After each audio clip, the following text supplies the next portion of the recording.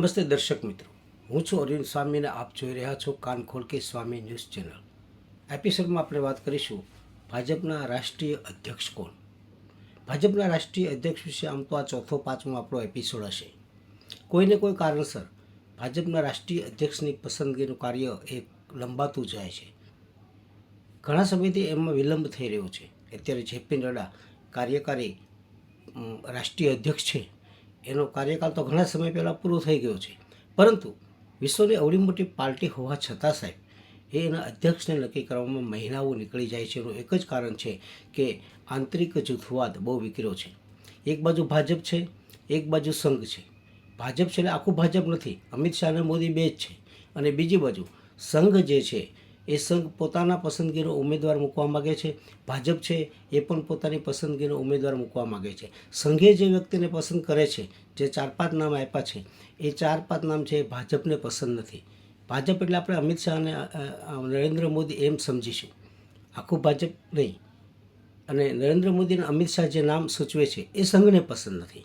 સંઘ એવું ઈચ્છે છે કે ભાઈ કા રાષ્ટ્રીય અધ્યક્ષ અમારો હોવો જોઈએ અથવા તો વડાપ્રધાન અમારો હોવો જોઈએ. હવે નરેન્દ્ર મોદી માટે તો સુડી વચ્ચે સોપારી જેવી સ્થિતિ થઈ છે. વડાપ્રધાનનું પદ તો એ છોડ્યું એના માટે તો બહુ મુશ્કેલ છે. આમ તો સપ્ટેમ્બર મહિનામાં એના 75 વર્ષ પૂરા થઈ જાય છે અને નિયમ મુજબ એને રિટાયર થઈ જવું જોઈએ, કારણ કે બીજાને એને રિટાયર કર્યા છે એટલે એને પણ સત્તામાં રહેવાનો કોઈ અધિકાર નથી. પરંતુ એ સત્તા છોડવી એને પોસાય પણ નથી, પોસાય તેમ નથી અને ગમતી પણ નથી. બહુ સીધી વાત છે. એટલે રાષ્ટ્રીય અધ્યક્ષ માટે નરેન્દ્ર મોદી અને અમિત શાહ પોતાની પસંદગીના માણસ, રબર સ્ટેમ્પ જેવા માણસને મૂકવા માગે છે, જે જેપી નડ્ડા જેવાને. જ્યારે સંઘ છે, સંઘને એમ થયું કે જો ભાજપને મૂળ વિચારધારાની અંદર બચતો રાખવો હોય, ટકાવી રાખવો હોય અને ફરી પાછું 10-15-20 વર્ષ સુધી જો દેશ ઉપર ભાજપને શાસન કરવું હોય તો એને કોઈ પણ ભોગે છે એ સંઘની વિચારધારાનો કોઈ પ્રમુખ આવશે તો જ ભાજપ બચી શકશે. અને એ વાત પણ બહુ સાચી છે કે જો અમિત શાહ અને નરેન્દ્ર મોદીના પસંદગીનો કોઈ રાષ્ટ્રીય અધ્યક્ષ બનશે તો 2029 સુધી પણ ભાજપનું સત્તા રહેવી બહુ મુશ્કેલ બની જશે. એમાં પણ બહુ મોટી શંકા છે. અને 240 બેઠક જે આવી છે 140 થઈ જશે. એમાં પણ શંકાને કોઈ સ્થાન નથી. ભાજપ લગભગ હવે પતી જવાના આરે છે અને એને સંઘ સિવાય કોઈ બચાવી શકે એમ નથી. એટલે નરેન્દ્ર મોદી અને અમિત શાહ છે એ એવા હવા ત્યાં મારે છે કે કોઈ પણ ભોગે એને એનો માણસ છે એ ત્યાં મૂકવો છે. અને સંઘ એમાં આડખેલી રૂપ થઈને બેઠો છે. માનો કે આ પ્રશ્ન છે ભાજપનો, કારણ કે ભાજપ સંગઠનના પ્રમુખ બનાવવાના છે. માનો કે કોઈ પણ રીતે નરેન્દ્ર મોદી અને અમિત શાહ પોતાનો માણસને રાષ્ટ્રીય અધ્યક્ષ બનાવશે તો શું થશે? માનો કે બનાવી નાખ્યો તો સંઘ તો એવું છે કે સંઘ તત્કાળ કોઈ પ્રતિક્રિયા આપતું નથી. સંઘ બોલે છે ઓછું, સંઘ કહે છે ઓછું, સંઘ સંકેત ઝાઝા આપે છે, સંઘ ઈશારામાં ઝાઝું કામ કરે છે.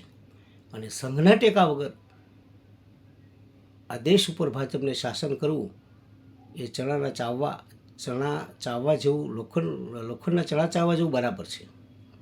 એટલે કોઈ પણ રીતે એ સંઘને નારાજગી પણ એને પોસાય તેમ નથી, કારણ કે એને જોઈ લીધું 400ની પારનો જે આંકડો હતો એ તો વાવમાં વયો ગયો. 240 ગાડી અટકી ગઈ. એમાંય 100 બેઠક એવી છે કે જે સંઘની મહેનતથી આવી છે સાહેબ, નરેન્દ્ર મોદીની મહેનતથી નહીં. અને હવે જો આ સિનારીઓ આમ ચાલુ રહે તો શક્ય છે કે ભાજપ 100ની અંદર જતું રહે. હવે આ જે નાવ છે નરેન્દ્ર મોદી અને અમિત શાહથી પાર પડે એમ નથી. આખું માળખું બદલાવવું પડે એમ છે. બધી જ જગ્યાએ પ્રદેશ પ્રમુખો પણ બદલાવવા પડશે, કારણ કે બધાએ જેમ તેમ મૂકી દીધા, મારી મચકોડીને મૂકી દીધા, પોતાના સગાઓને મૂકી દીધા, પૈસાના વહીવટો કરીને બધે પદ આપી દીધા. અને મૂળ ભાજપ તો ક્યાંય રહ્યું જ નથી. ભાજપ જ નહીં હોય, ભાજપનું તો કોંગ્રેસીકરણ થઈ ગયું છે. અને એટલે જ સંઘ નરેન્દ્ર મોદી અને અમિત શાહ બંનેને કાબૂમાં રાખી શકે, કંટ્રોલ કરી શકે એવા એક માણસને એ ત્યાં બેસાડવા માગે છે રાષ્ટ્રીય અધ્યક્ષના પદ ઉપર.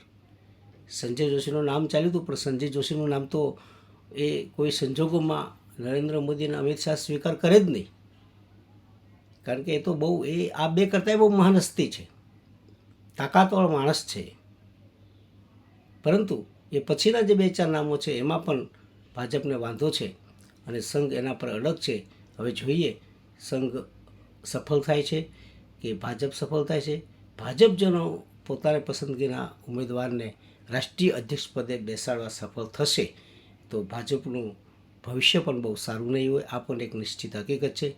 આ 5 વર્ષની ટર્મ પણ પૂરી નહીં થાય એ પણ તમે દિવાલો પર લખેલું આ એક સૂત્ર છે. છતાં તો રાજકારણ છે અને રાજકારણની સમયની આ નદીમાં કેટલાય પ્રવાહો ત્યાં સુધીમાં વહી ગયા હશે જ્યાં સુધી પ્રમુખ પદનું નામ નક્કી થશે ત્યાં સુધીમાં. અસ્તુ. મારો એપિસોડ આપણે ગમ્યો હોય તો લાઈક કરજો, શેર કરજો, સબસ્ક્રાઈબ કરજો અને બેલ આઇકોનનું બટન દબાવજો. અસ્તુ.